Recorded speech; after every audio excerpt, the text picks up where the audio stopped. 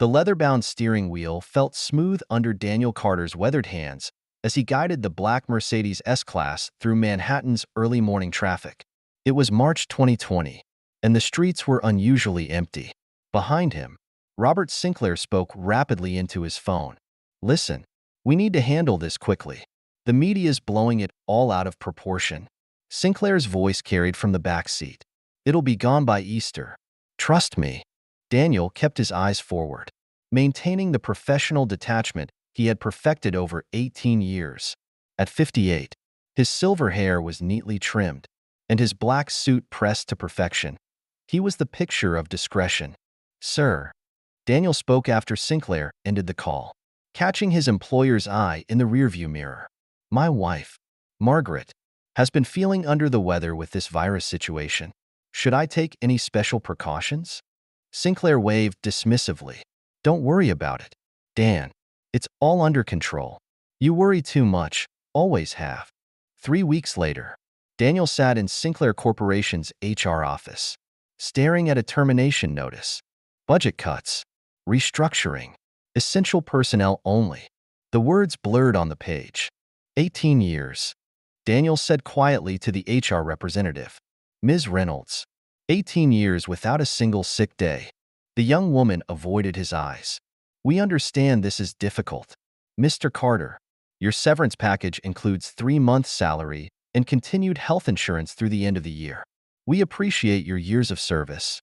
That night, Daniel sat at his kitchen table in their modest Astoria apartment. Still in his uniform, Margaret placed a cup of tea in front of him, her hand lingering on his shoulder.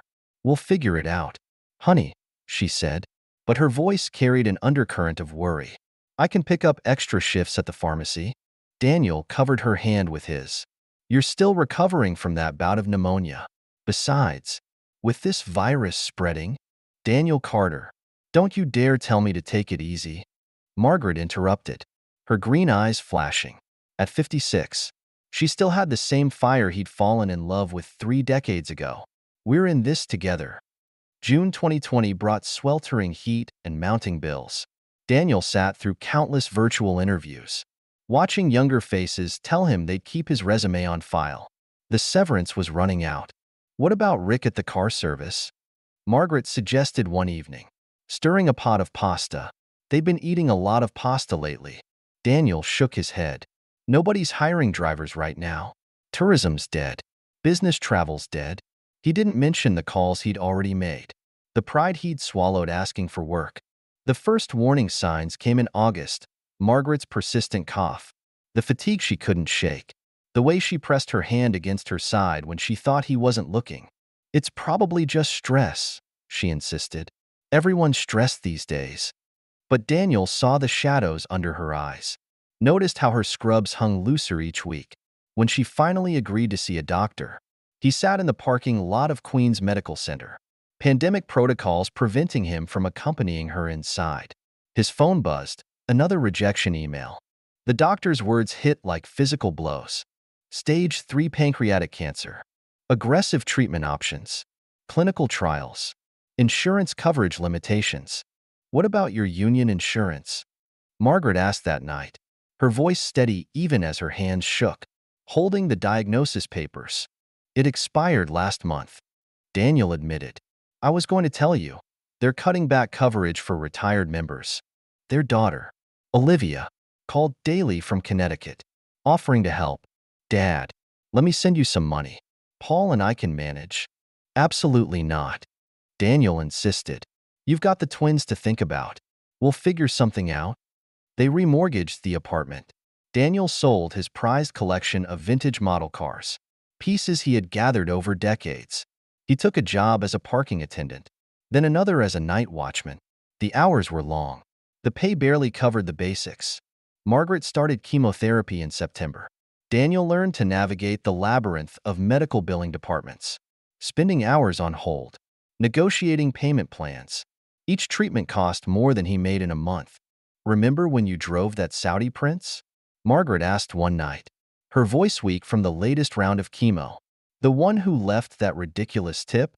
Daniel smiled, adjusting her blanket.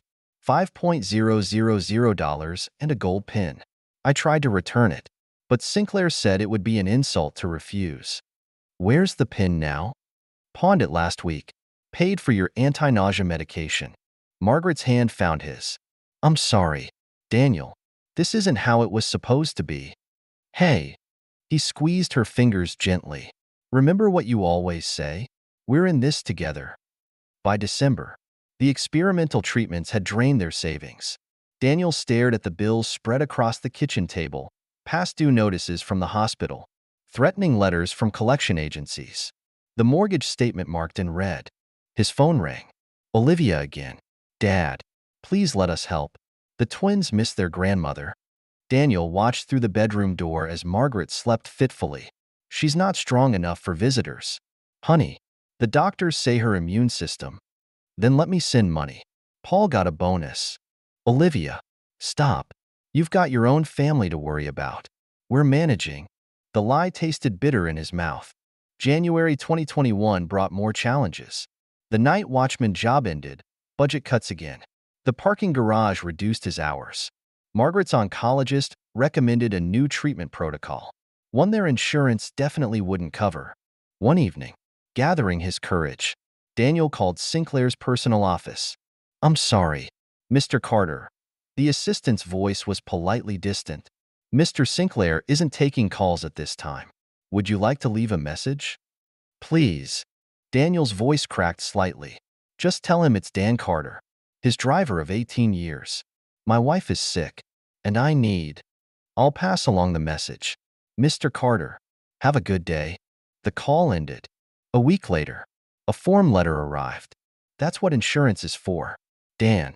Best wishes to Margaret. Spring 2022 brought no relief. Margaret's condition deteriorated despite the treatments they could afford. Daniel took a job washing dishes at Murphy's Grill in Brooklyn, working nights after his parking garage shifts. Mr. Carter, his landlord caught him in the hallway. About the rent. I'll have it next week, Mr. Patel. I promise. The landlord's face softened. You're a good tenant. Always have been. But I've got bills too. I can give you until the end of the month. But after that? Daniel nodded, not trusting himself to speak. That night, Margaret's fever spiked. The emergency room visit added another $3,000 to their mounting debt. As Daniel sat in the waiting room, a familiar voice caught his attention. He looked up at the television. Sinclair was leaving a courthouse, surrounded by lawyers and security. The crawler beneath showed headlines about his latest legal troubles and a boast about his net worth reaching $5 billion. Daniel's fists clenched. He had driven that man's children, kept his secrets, been there at all hours of the day and night. Surely that counted for something.